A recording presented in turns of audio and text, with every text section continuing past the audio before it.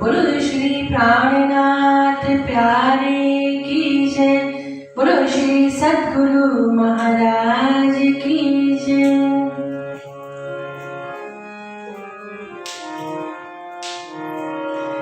निषेदिं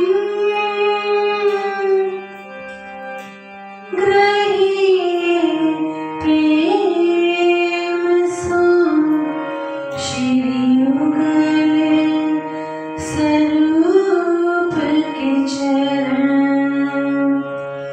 निर्मल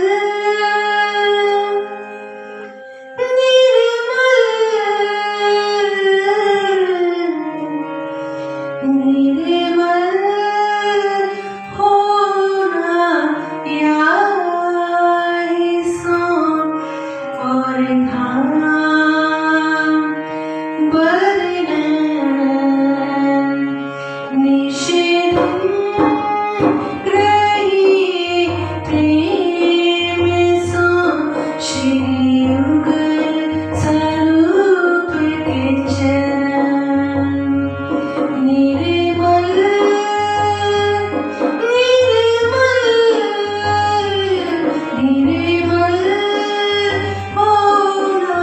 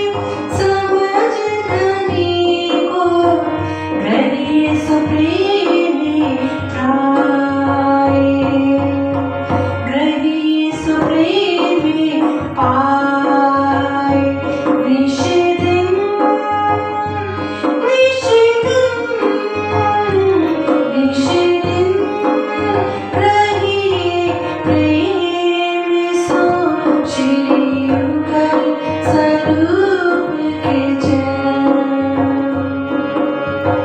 आत्म धनी पहचानी निर्मले उपाय आत्म धनी पहचानी निर्मले उपाय श्री मोहम्मद कारी समझ धनी को रही सप्रेमी पाय निषेधन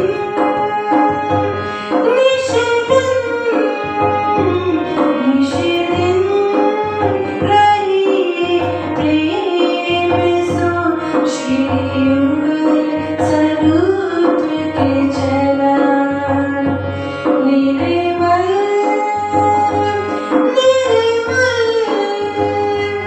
निर्मल पूर्ण प्यारी सो और धाम वर्णन निषेधन रही प्रेम सो श्री युगल स्वरूप के चरण श्री युगल स्वरूप के चरण श्री युगल स्वरूप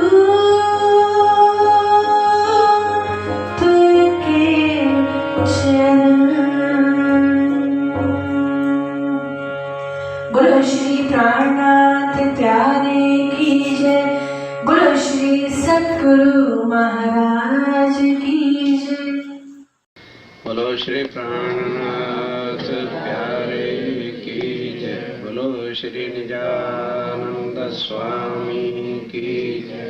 बोलो श्री सद्गुरु महाराज की जय। वंदो सतगुरु चरण को करो सो प्रेम प्रणाम। अशुभ हरण मंगल करण धनी श्रीदेव चंपीनाम। श्री प्राणनाथ निजमूलपति श्री महराज स्वाम। द्विज कुंवरी श्यामायुगल पल पल करूं प्रणाम। पल पल करूं के सो बेशकी दी मुझ नूर के पार द्वार बक्का के सो खोले अरश के गुझ सो खोले अरश के।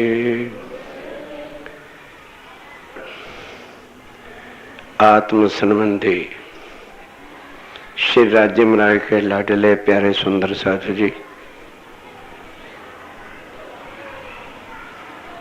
वाणी क्या है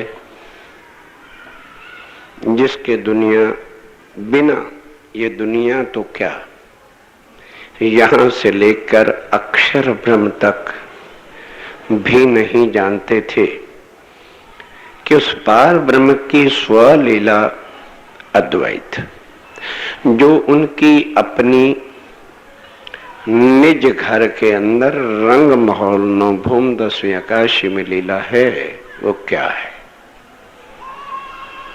रोज हम लोग चौपाई बोल देते हैं, अक्षरातीत के माहौल में प्रेम शक वर्तत सो शुद्ध अक्षर को नहीं। तो अब यहाँ उस श्री राज्य महाराज की कितनी मेहर है। अब जरा ध्यान के साथ विषय आज कुछ गहराई में ले जा रहा हूं। परम धाम में श्री राज्य महाराज माशूक हैं, हम उनको रिझाते हैं। और यहाँ खुद आशिक हैं। ये इस समय का ब्रह्मांड उनकी आशिकी का है। क्योंकि इश्क रबद हुआ। ध्यान के साथ।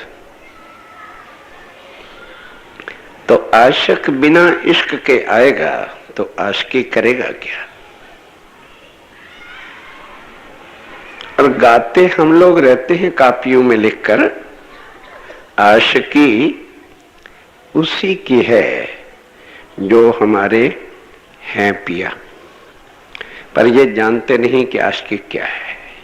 ये ब्रह्मांड जो सारा बना है ना, राज्य महाराज ने अपनी आशिकी दिखाने के लिए, क्योंकि परम धाम में वो आशिकी दिखा नहीं सकते, वहां खुद वो माशूक है। लेकिन रब्द जब इश्क रबद का हुआ तो रूहों ने तो क्लियर कहा कि इश्क हमारा बड़ा है, क्योंकि हम राज्य को श्यामा जी को रिझाते हैं। तो बस बात बात में श्यामा जी के पास पहुंच जाते हैं। श्यामा जी को बड़ा इल फील हुआ कि वाह भाई वाह, तुम्हारे पास इश्क है ही नहीं, इश्क तो मैं तुम्हें देती हूं, और राज्य महाराज के इश्क का स्वरूप ही मैं हूं, मेरा इश्क का स्वरूप है। अर्थात राज्य महाराज से मैं इश्क लेती हूं और तुमको देती हूं, तो मेरा तो इश्क का काम ही है। तो आशिक तो मैं हुई, तुम्हारा इश्क कहां से आ गया? अब ये चीज कई लोग कहते हैं आज से नहीं, इश्क रबद कदीम से इश्क पर वार्ता चलता ही रहता था। वाणी को मथन करोगे तो संशय रहेगा नहीं, अटपटी बातें इधर उधर से सुनोगे तो यकीन आएगा नहीं। इसलिए अब राज्य महाराज ने इस ब्रह्मांड के, अब वो रूहें मिलकर दोनों के कि चलो राज्य महाराज से पूछ लेते हैं, तो राज्य ने ये नहीं कहा कि मेरा इश्क बड़ा है। लेकिन बड़े बड़े लोग भाई जो बड़े महान बुद्धि के सागर हैं वो तो कहते फिर राज्य महाराज ने कहा नहीं मेरा इश्क बड़ा है। कोई सवेरे मुझे चुपाई तो बताए कहाँ लिखा है राज्य महाराज ने कि मेरा इश्क बड़ा है? भाई हो सकता है मेरी नजर से वो चुपाई चूक गई हो, क्योंकि मैं तो हमेशा बड़ों के सहारा चरण धुरी लेके चलने वाला व्यक्ति हूं। कुछ आता नहीं जाता नहीं, पढ़ाने लिखा नहीं, कुछ नहीं पता। ध्यान दो। तो राज्य क्या कहते हो, किसी का दिल तोड़ ही नहीं सकते। माशूक अपने आशिकों का दिल तोड़ कैसे देगा? कहता है रूहो भले इश्क तुम्हारा है, ये जवाब है। पढ़ो खिलवत। भले इश्क तुम्हारा है, पर भाई आशिक मैं तुम्हारा हूं। मार दिया ना हाथ अपना ऊपर। ये नहीं कहा कि मेरा इश्क बड़ा है, क्या कहा कि रूहो भले इश्क तुम्हारा है, जो तुम कह रहे हो इश्क तुम्हारा है, पर तुम मेरे आशिक नहीं, आशिक में। फिर क्या कह दिया कि तुम सब भी मिला के अगर तुलना करोगे तो तुम आशिक नहीं कहला सकते, आशिक में ही तुम्हारा। ये बात ना श्यामा जी को ग्वारा हुई न रूहों को ग्वारा है। तो फिर अब राज्य महाराज कहते हैं देखो ये जो तुमने बेवरे वाली बात कर दी है कि मेरा बड़ा तुम्हारा बड़ा, आशिक कौन माशूक कौन, तो ये चीज का बेवरा तो वहां हो सकता है जहां कम बढ़ती हो, कोई छोटा बड़ा हो, या एक दूसरे से जुदा हो करके देखे। पर बात यह है कि परम धाम में कोई छोटा बड़ा भी नहीं है और किसी को ज्यादा कम भी नहीं है, और मैं तुमको जुदा भी नहीं कर सकता। परम आशिक मैं तुम्हारा। फिर चुप्पे से कह दें कि आशिक मैं तुम्हारा। उन्होंने कहते राज्य महाराज तो फिर ठीक है, अब हम और तो कुछ नहीं कह सकते, इतना कह सकते हैं कि तुम एक हो, हम 12,000 और श्यामा जी हैं, तुम्हारा इश्क बड़ा नहीं, आशिक हम है। जो इश्क करता है वो कौन होता है? आशिक होता है।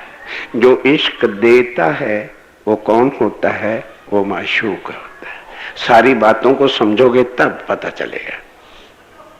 अब रूहों ने क्यों ऐसी बात दिल में ली क्योंकि वो कहते हैं हम राज्य और श्यामा जी को रिझाते हैं, नए नए रूप धारण करते हैं, नई नई लीला करते हैं, नई नई बातें करते हैं, नया नया देखते हैं कि राज्य महाराज का क्या मूड चाहता है, वैसी बात से उन्हें रिझाते हैं, खुश करते हैं। तो जो खुश करता है वो आशिक है, जिसको खुश किया जाता है वह माशूक होता है। इस वास्ते राज्य महाराज भाई इसका तो हम बेवरा चाहते हैं, क्योंकि साफ कह दिया कि राज्य महाराज आपने हमें कभी नहीं रिझाया। हम देखते हैं कि आज राज्य महाराज को कैसे रिझाएं, कैसा लाड करें, कैसा इनको वो करें, तो नई नई लीला करके हम इश्क से आपको रिझाते हैं और फिर आप प्रसन्न होकर के हमें अपनी लीलाओं के अंदर जो है सारे परमधाम का रस पिलाते हो। तो किस तरह से आपका इश्क या आप आशिक हो सकते? उन्हें कहा अच्छा करते भाई, तो फिर देखो इसका फैसला का मैं एक राय देता हूं, उपाय देता हूं, तुमको स्वीकारो, तुम कहोगे तो मैं करूंगा, वरना नहीं। मैं अपना एक राय देता हूं कि ये बात का फैसला कैसे हो सकता है। तो कहने लगे कि देखो जुदा तो मैं तुम्हें कर नहीं सकता, मैं दिखाऊंगा तुम्हें एक ख्याल।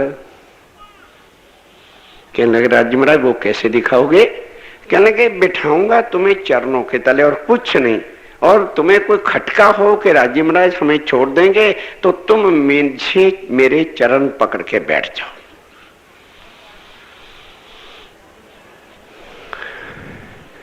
अब बताओ सुंदर साहब जी क्या कह दिया कि तुम मेरे चरण पकड़ के बैठ जाओ, यही तो द्वैत कर, अद्वैत द्वैत अद्वैत के अंदर द्वैत कह दिया।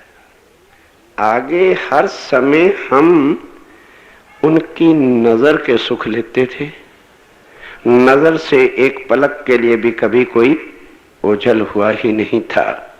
अब जिस समय चरण पकड़े नजर हटी, इतने में ही उन्होंने उठा करके नजर इधर डालनी है, ये किया वहां, और जुदा भी नहीं किया। कोई कह दे कि जुदा किया है, और जुदा कर भी दिया है, इसमें भी कोई शक नहीं।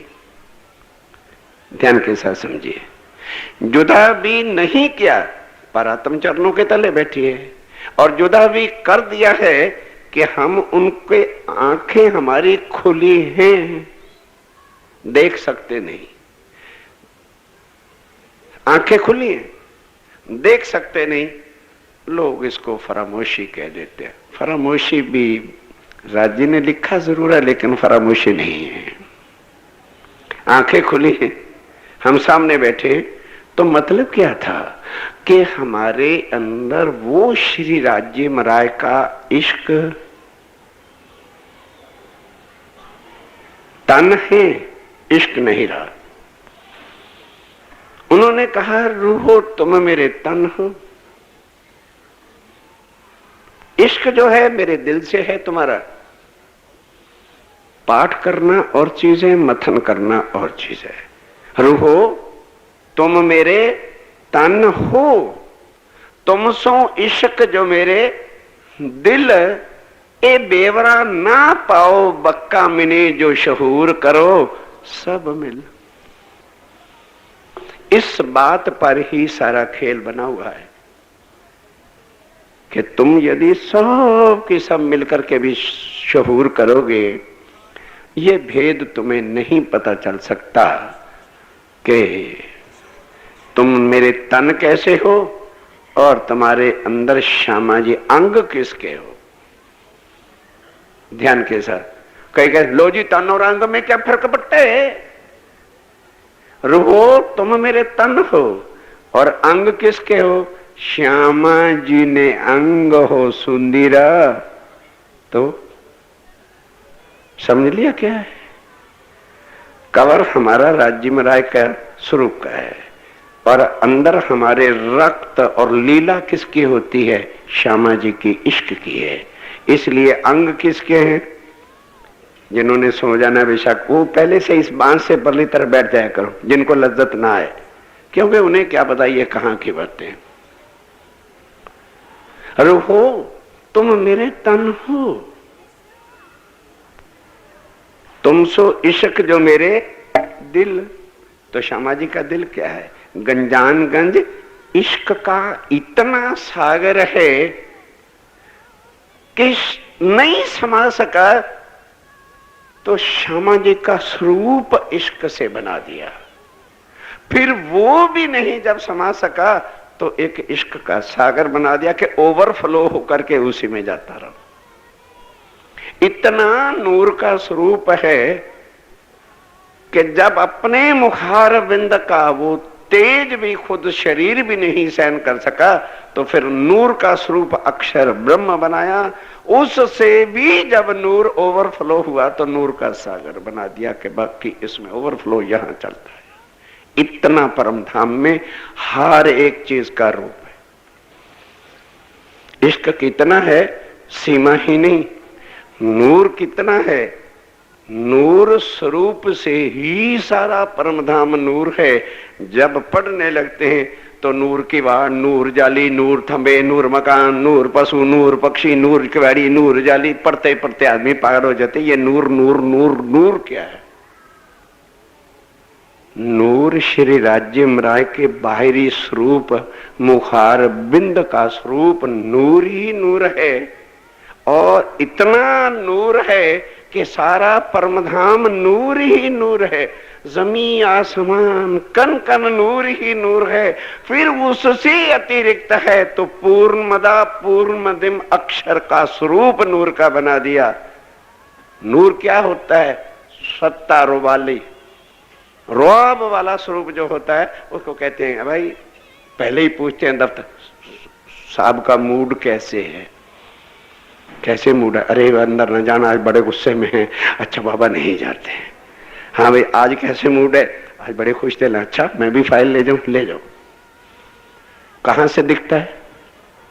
बोलो कहां से मूड दिखता है? चेहरे से दिखता है। चेहरे से भी नहीं दिखता, उनकी आंखों से दिखता है। क्या समझोगे कि आंखें वो बंद रखे तो क्या मूड पहचानोगे साहब का मूड कैसा है? आंखें बंद करके बैठा तो क्या कहोगे? यार साहब सुस्त मालूम होते हैं, सो रहे हैं। तो मूड कहां से पहचाना जाएगा? आंख से देखेंगे। आंख खुश खुश है तो समझ लो साहब खुश है, और पहले ही धतूरा चढ़ा हुआ, अरे अंदर न जाना। वो नूर है। एक एक अंग को सुंदर सादी वर्णन करें, कर ही नहीं सकते। आंखों से ही परमधाम में सब लीला है। आंखों से ही ये खेल बना है। आंखों से ही हम देख रहे हैं। आंखों से ही हम राज्य से जुदा हैं। बोलो नजर से ही तो हटे हैं। आंखों से ही जुदा हैं। आंखों से जुदा होते ही आंखों में आके ही आंखों में दुखी हैं। पकड़ लोगे कि सरल करूं? क्या कटा हमारा? नजर से नजर हटी। और राजीव राज ने हमारी वो नजर जो है, जैसे अब दृष्टांत देता हूं समझने के लिए। हम यहां बैठे, भोजन परोसा गया और एकदम मुझे फोन आया। मेरा कोई सगा सनमंदी और नियर जो हमारा मित्र है या कोई भी प्यारा सज्जन है, बॉम्बे में रहता है, अकस्मात उसको कुछ हो गया, बीमार हो जाता। फोन मिला, खाना खा रहा हूं, मुंह हिल रहा है, पत्नी ला के रोटी पूछ रही है, जी रोटी डालूं? क्या रोटी का आवाज सुनी? कहां चले गए? बॉम्बे में। कहां चले गए? बॉम्बे में। इसको कहते हैं आत्मा। परम धाम की पर आत्म में से पावर ऑफ कंसंट्रेशन वो हमारी यहां आई, उसको कहते हैं आत्मा। इसलिए आज दिन तक सुंदर शाह जी कोई आत्मा का डेफिनेशन नहीं बता सकता। दुनिया जीव वालों को ही आत्मा बना। बड़े बड़े इल्मी, बड़े बड़े शास्त्री, बड़े बड़े पंडित, बड़े बड़े विद्वान जब कोई प्रवचन जीव आत्मा, जीव आत्मा, दिल तो बहुत चाहा करता है उस वक्त पहले उससे पूछ ले कि जीव क्या है और आत्मा क्या है। जीव अंधेरा है, आत्मा सूर्य है। आत्मा का स्वरूप बैठा है, जीव का कोई स्वरूप है ही नहीं। जीव का घर है नींद में और आत्मा घर श्री धाम। इस वास्ते जो है सुंदर शाह जी, अब बेवरा श्री राज्य महाराज कैसे करें? क्यों? सागर की लहर कभी सागर से कट नहीं सकती, सूर्य की किरण कभी सूरज से जुदा नहीं हो सकती। अब राज्य महाराज ने बेवरा क्या किया कि मैं तुम्हें चरणों से कभी दूर करने वाला नहीं हूं। तुम्हें ज्यादा शक है तो मेरे चरण पकड़ करके बैठ जाओ, लेकिन ऐसा मैं ख्याल तुम्हें दिखाऊंगा, तुम्हें मैं अपने ख्याल में डाल दूंगा, तो तुम भूल ही जाओगे कि हम राज्य के चरणों में बैठे। तुम भूल ही जाओगे कि कोई परम धाम की नाम की चीज है, या उनसे हमारी निस्बत और संबंध क्या है। फिर जब तुम भूल जाओगे तब मैं तुम्हारे ऊपर रसूल भेजूंगा, पहले नहीं। तुम इश्क ईमान ले आइयो, मैं भेजूंगा तुम पर रसूल। रसूल पर इश्क ईमान, देखिए क्या लीला कर्तव्य की हो रही है। क्यों भाई, रसूल पर कौन ईमान ले आएगा कि ये मेरा प्रीतम है? एक चिट्ठी रसान आता है या कोई संदेशा वाहक आता है, तो क्या कहते हैं, मैं जब चिट्ठी रसान को भेजूंगा तुम उस पर इश्क ईमान ले आना। अब यहां सोचते हैं कि वाह, ये राज्य महाराज थोड़ा हो सकते हैं, ये तो संदेशा ही तो लाए। अब कहां की अकल से सोचने लगे? यहां की। अगर परमधाम की सुध रहती तो होश आती कि राज्य ने कहा था मैं तुम्हारे पर रसूल भेजूंगा। ओ इंद्रावती की आत्म जब ईमान अब नमाज सुनती है मीरता में, वो पहचान गई कि रसूल कौन है। ला इलाहा इल्लल्लाह और मोहम्मद रसूल अल्लाह। आज दिन तक किसी मुसलमान को पता नहीं है मोहम्मद कौन है। चौंक उठे इंद्रावती, ओहो, एक कह रहा है मोहम्मद रसूल अल्लाह। अब 9 साल अरब में हो जा चुके, 4 साल 9 साल लगातार लेके 2 बार गए, अरब गए और जाकर के सारी, अब उस भाषा हमको समझना कोई सीखने की जरूरत नहीं। तभी तो क्या है, पढ़े तो हम ऐनी ये जो शब्द अरब, देखा नहीं कुरान को पर मगज माने खोले सब, तो क्यों भाषा से पहचान दिया कि परम धाम में से रसूल कौन आ सकता है। अब पता है वाणी के द्वारा कि परम धाम में श्यामा जी हैं, राज्य हैं और हम हैं, या अक्षर ब्रह्म है। तो अक्षर ब्रह्म ने भी खेल मांगा है, उनकी भी सुरता शक्ति आत्म इधर है, श्यामा जी और रूहों की भी शक्ति आत्म इधर है। तो बाकी कौन बचा? बोलो राज जी, तो रसूल किसको भेजेंगे? रसूल किसको बनाए? तो समझ गए कि ओहो, हमारी खातर राज्य रसूल भी बन गया है, गैर अपना नाम धराया। क्यों? बादशाह है, राजा है, रानियां बाहर गई हैं, महल में कोई है नहीं, जरूरी चिट्ठी भेजनी है। राजा क्या करे? सोचता है अगर मैं राजा के रूप में जाऊंगा तो मुझे सब पहचान जाएंगे। वर्दी सिलाई डाकिए की, पेटी चमड़े की ली डाकिए की, चिट्ठियां ले ली, उसमें डाल ली, बीबी जी चिट्ठी। बीबी जी को तो चिट्ठी से मतलब है, उसको पता नहीं डाकिया कौन है। क्यों भाई, किसी से पूछो, पोस्टमैन आया था? हाँ आया था। तुम्हारी, अरे मेरे घर चिट्ठी आई है, डाक आई है, देखिए कौन था? तो पता नहीं, चिट्ठी रसान तो डाकिया है।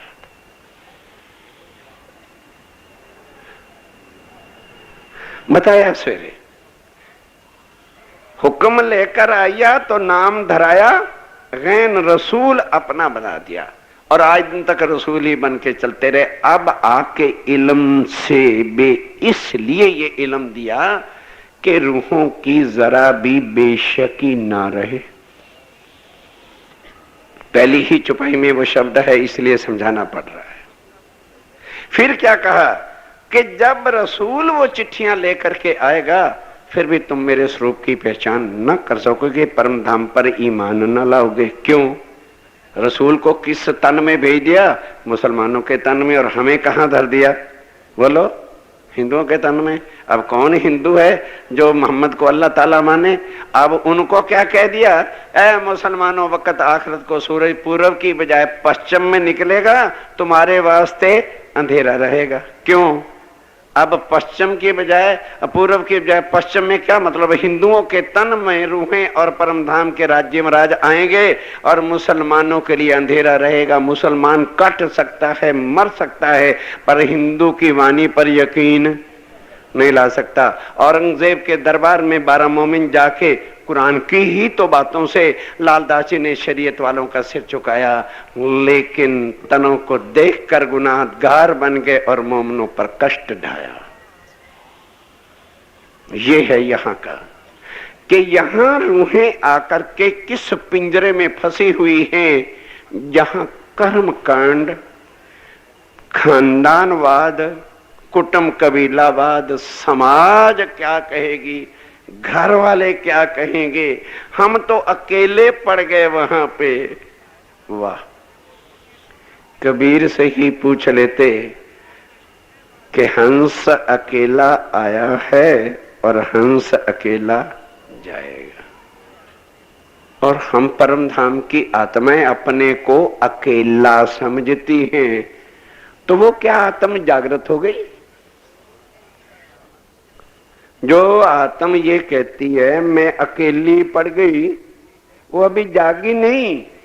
अगर जाग जाती तो वो जहां भी जाती उसको पता है कि मेरा धनी मेरे से जुदा। तो समाज बड़ी के धनी जुदे बड़े? अरे बोल तो दो। तो यहां बड़े हैं, घर जाते तुम्हारी समाज बड़ी हो जानी। अगर ये बेशकी हो जाए कि मेरे साथ मेरा धनी है,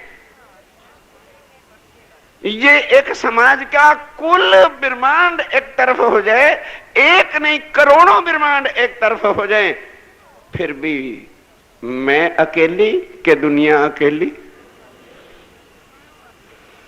सोचो, अपने को पहचानो। यही बात परम धाम में राजी चरणों के तले बिठाने के बाद करें कि रुको, चिंता नहीं करना।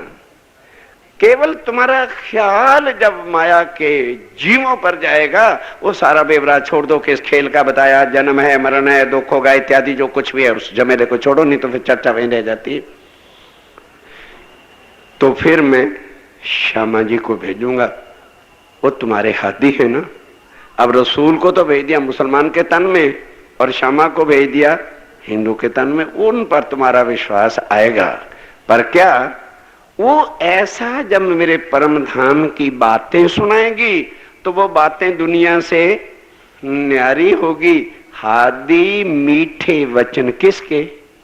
हक के दुनिया के? हादी मीठे वचन हक के, कैसी रोए रोए। और तुम भी सुन सुन रोए सी, पर होश में बातें बड़ी अच्छी लगेंगी, कलेजे को बींधेंगी, चोट भी लगेगी, लिए भी कहेंगे जी वाणी तो महाराज श्री जी सत्य है, पर कुल देवी तो पुजवई पड़े। हो गई वो हालत के नहीं? अजी क्या करें, लड़के वाला मानता नहीं था, भाड़ में जाए लड़के वाला क्या, और सारा ब्रह्मांड रंडवा हो गया कि लड़के ही नहीं है। उसी लड़के के बिना और लड़के नहीं है, पर तुमको अपनी जाति वाला लड़का चाहिए थे, इसलिए मरे पड़े हो। जातियों से बाहर आ जाओ, लड़कों की कमी नहीं, ये तुम्हारे से नहीं होगा। अगर हम सुंदर साथ के हिसाब से भी चलें तो जरूरी तो नहीं कि पंजाबियों के लिए पंजाबी लड़का ही चाहिए और गुजराती बहनों के लिए गुजराती चाहिए। जाओ, आ जाएगी कल परसों तक एक मेरी गुजराती बहन जगीसा, उससे पूछना कि यदि तुम्हें गुजराती पति मिलता तब खुश होते कि अब पंजाबी मिला है तब खुश हो। प्रैक्टिकली उनसे पूछना यहां खड़ा करके। हम मरे क्यों जा रहे हैं? जाति पाति के भेदों में, रस्म रिवाजों में डूबे हुए।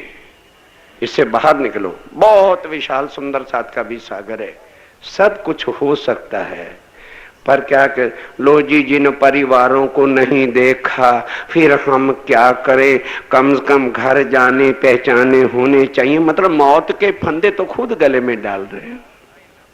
गीता पर ही विश्वास कर लिया होता कि अर्जुन वही प्राणी संसार में दुखी है जो ये कहता है कि परिवार का पालक मैं हूं। यही अंधकार है, यही अंधेरा है, यही उनके ऊपर मोह का पर्दा पड़ा हुआ है। पूछना चाहता हूं, राजा जनक ने भिखारी के घर शादी की थी सीता की, कि राजा के घर ही की थी? अरे बोल तो दो भाई, है? बस दो चार ही जानते, बाकी नहीं जानते शायद। सोने वालों से नहीं पूछ रहा, जागने वाले तो बोलो। राजा जनक ने राजा दशरथ के घर सीता भेजी थी कि भिखारी दशरथ के घर? लेकिन नसीब सीता का जंगलों में धक्के खाना था, कर लेता राजा जनक भी ब्याह और बड़ों के साथ। ढूंढ लो जितने बड़े घरों के अंदर जाना है, और राज्य को छोड़ के कुल देवियों की पूजा करनी है, गायत्री की पूजा करनी है, चंडी की पूजा करना है, उधर भी नरक। और लड़की के नसीब में यदि दुख है तो राजा जनक जो विदेही जिसको कहा है, 7 सीढ़ियां होती हैं, 5वीं तक यदि दुनिया में कोई पहुंचा था तो एक राजा पहुंचा था, लेकिन सीता के नसीब क्यों नहीं वो बदल सका?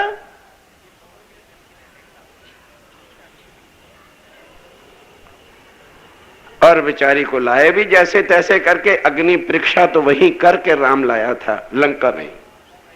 और उसके बाद एक धोबी के कहने पर फिर बेचारी को भटका दिया जंगलों में, और सारी उम्र लकड़ियां ही बीनती रह गई।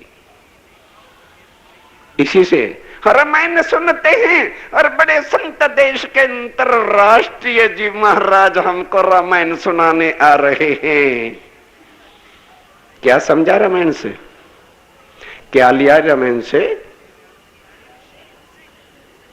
केवल महंगी रामायण सुन ली, 5 लाख वाली तो समझ दे कि ओहो अंतरराष्ट्रीय संत श्री मुरारी बापू जी आ रहे हैं, महंगी है ना इसलिए लिया। क्या?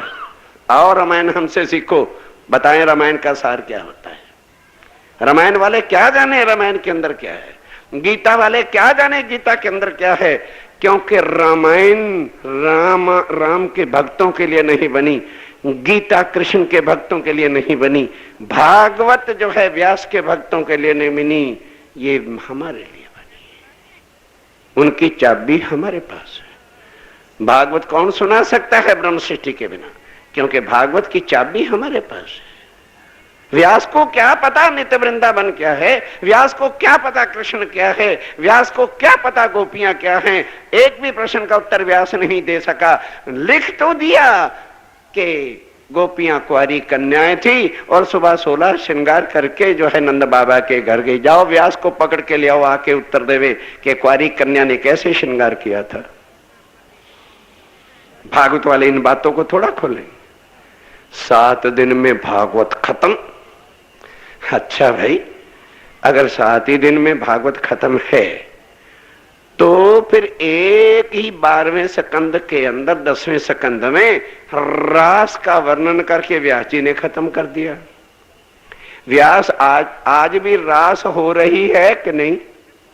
बोलो तो खरा भाई। व्यास ने तो खत्म कर दी भागवत में। यही बात तो स्वामी जी वाणी में पूछते हैं, व्यास जी महाराज कोई चीज अभी चल रही है तो तुम खत्म तो तब लिखोगे जब वो लीला खत्म हो गई हो। रास तो अखंड है, आज भी चल रही है, तो फिर व्यास को कौन सी रास का वर्णन किया जो फक्त एक रात्रि की इस वृंदावन में हुई थी, होके खत्म हो गई, उसका वर्णन है। सप्ताहिक पारायण रखते हैं, भागवत का 600 रुपया लेते हो, रुपया लेते हो, उन्हें क्या पता भागवत किसका ग्रंथ है। भागवत का सार तारतम है, तारतम की चाबी जागनी है, और जागने की चाबी मेरे धाम दुला के स्वरूप की बात है। जिन्होंने उस रूप को नहीं जाना वो जागी कैसे? और जाग जाए और ब्रह्म सिद्धि कहे मैं अकेली फिर सुहागन नार कैसे? फिर कैसे हमारा सुहाग अखंड अगर हम अपने को अकेला समझते हैं? जो अकेला समझ के क्या कहते हैं, अजी समाज में रहना है, मैं क्या करूं? तो उसके लिए तो कबीर जी ने ही लिखा है, सती ना पीसे पीसना। नहीं समझ आई? आनी भी नहीं, क्योंकि ध्यान रोटी में है ना। सती ना पीसे पीसना, जो पीसे सो रांड, साधु ना मांगे मांगना, जो मांगे सो भांड। संत मांगने के लिए जाया करते हैं, नहीं वो भांड है, मिरासी हैं जो दर दर की भीख मांगते फिरते हैं। और सती जो कुलवंती नार है, वो किसी का पीसना नहीं पीसती, अपने पिया के दम पर जीती है। पहचानो, बेशकी की बातों को जानो। अब कौन सी बात कह रहे हैं यहां पर? ए इल्म इन वहदत का। बोलो, वहदत में राज्य महाराज बड़े कि हम बड़े? अब बोलो यहां इस ब्रह्मांड में। और फिर एक चौपाई, क्योंकि मुकंदी जात जैसे पंडे भी तो साथ खून पीने के लिए स्वामी जी के लगे हुए थे, जिनको आज पंडो लोगों ने क्या कर दिया समाज में, मुकंद दास स्वामी मुकंद। अरे स्वामी मुझे कहीं मिल तो जाए मुकंदास, तो बताऊं उसको क्या होता है। वो उदयपुर से खून पीना दिल्ली में मुकंदास ने शुरू किया, और पन्ना तक स्वामी जी को दुखी करने वाला एक मुकंदास था। हर बात पर, चर्चा पर भी कटाक्ष करता था। तो तभी स्वामी जी ने कहा, भाई एता मता तुमको दी, जानत है तुम दिल, बेशक इल्म से भी ना समझो तो फिर शहूर करो। तुम्हारी अकल राज्य से बड़ी है, क्योंकि बेशक इल्म किसकी अकल है? बोलो, ये जो इल्म आया किसकी अकल से आया? निज बुद्ध श्री राज्य महाराज की बुद्धि है। और किसी प्रकार का शक अगर राज्य महाराज के ज्ञान में शक है, तो क्या हम उनसे ज्यादा अकल और इल्म रखते हैं कि उस पर विचार करें? तो दुखी होके क्या कह दिया कि भाई अगर ऐसी वाणी देने पर और सब कुछ दे देने पर भी तुम्हारे संशय नहीं मिटे, तो तुम बड़ी अकल वाले बैठ के शहूर कर लो, जाओ फिर शहूर करो। तुम क्या कहें? और दुखी होके आदमी फिर क्या कह देता है। और लोग क्या कहते हैं, हाँ देखिए स्वामी जी ने भी कहा हमें बैठ करके शहूर करना चाहिए। अरे अकल के मूर्खो, कुछ जानो क्या? शहूर के लिए कहा है कि मुंह पर लानत दी है तुम्हें, कि राज्य में रह के इस इल्म पर भी, जिस इल्म के बिना अक्षर वीरान था, जिस इल्म के बिना जो है खिलवत और वहदत वीरान हो गई और इश्क रबद कर बैठी। नहीं था परम धाम में इल्म की सुध, क्योंकि इल्म जो है वो राज्य महाराज की साहिबी का स्वरूप है। परम धाम में लीला आनंद की है, इस वास्ते जो है वहां चार सागर जो श्यामा जी के अंग आनंद के हैं उनकी लीला है, और यहां पर क्या है? आठों सागरों की लीला है। यहां इल्म का सागर है। परमधाम में इल्म किसको दिया जाता है? जहां द्वैत अद्वैत है वहां इल्म कैसा? वहां गठबड़ ही नहीं, स्वरूप एक श्री राज्य में रह के हैं। तो इल्म तो तब दिया जाता है जो एक ज्यादा बुद्धिमान हो और एक कम हो, तब उसको समझाया जाता है। यहां वो चीज लाए अपनी आशिकी के सागर में। ए इल्म इन वाहिदत का, तो वैदत में इल्म यानी अकल किसकी है? श्री राज्य में रह की। अपना ही स्वरूप, अपनी ही बुद्धि, अपना ही आनंद का सागर जाए, वो वैदत है। हक्के सो बेशकी दई मुझ। बोलो श्री प्राणनाथ प्यारे की जय, बोलो श्री सद्गुरु महाराज की जय। प्रिया जी तुम्हें होते ऐसे कि जियो मैं अर्ज करूं मेरे पीर जी। हमें जैसी तुम्हें चिन्ह करो मेरा तरफ तरफ जाए जीव जी। जीवा तो